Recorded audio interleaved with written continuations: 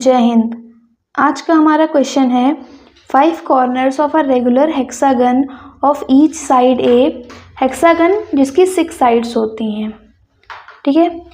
इसमें कहा जा रहा है इसकी जो साइड्स हैं सबकी जो लेंथ है वो ए है, हैज़ स्टैटिक चार्ज Q और सबके कॉर्नर्स 5 कॉर्नर्स पे Q चार्ज रखा हुआ है, ठीक है। There is no charge located at the 6th corner of the hexagon और इसके 6th कॉर्नर पे कोई चार्ज नहीं है, इसलिए हमने यहाँ पे 0 लिख दिया। The net force on a single charge minus Q placed at the geometric center of the hexagon is, hexagon के ज्योमेट्रिक सेंटर पे माइनस Q चार्ज रखा हुआ है। इस पे हमें बताना है कि कितना फोर्स लग रहा है इन Q चार्जेस की वजह से। तो सबसे पहले तो हम इसकी लाइन ज्वाइन कर लेंगे और हमें पता है कि डायगोनल्स ऑफ हेक्सागन जिस पॉइंट सेंटर पे मीट करते हैं वहाँ से वो सारे जो ट्रायंगल बनाते हैं वो सब इक्विलेटरल होते हैं, क्योंकि यहाँ पे 60 डिग्री का एंगल बन रहा होता है।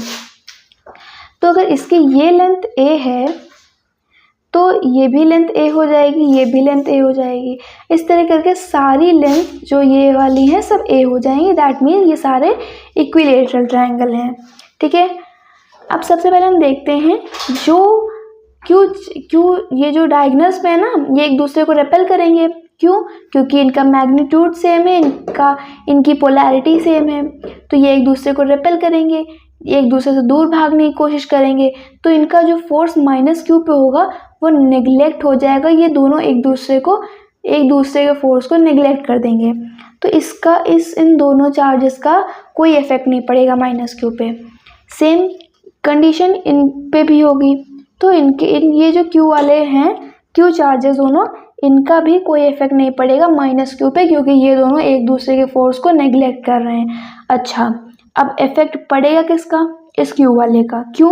क्योंकि इसको नेग्लेक्ट करने के लिए इसके डायगोनल पे कोई चार्ज नहीं रखा गया है।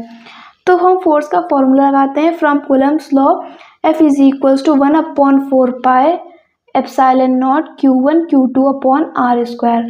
Q1 Q2 क्या है? दोनों चार्जेस का magnitude upon R square. R square क्या है? Distance between them. तो F is equals to 1/4 pi epsilon naught Q1 Q2 क्या है? Q1 है Q, Q2 भी है Q, तो ये क्या हो जाएंगे? Q square. यहाँ पे हमने Q स्क्वायर लिख दिया। R स्क्वायर यानी कि इनके बीच की डिस्टेंस। R क्या है?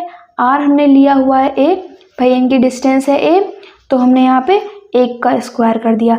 अच्छा, अब हम इसको मैच करें कि हमारे किस ऑप्शन में ये आंसर दिया हुआ है, तो that it is given in option number A।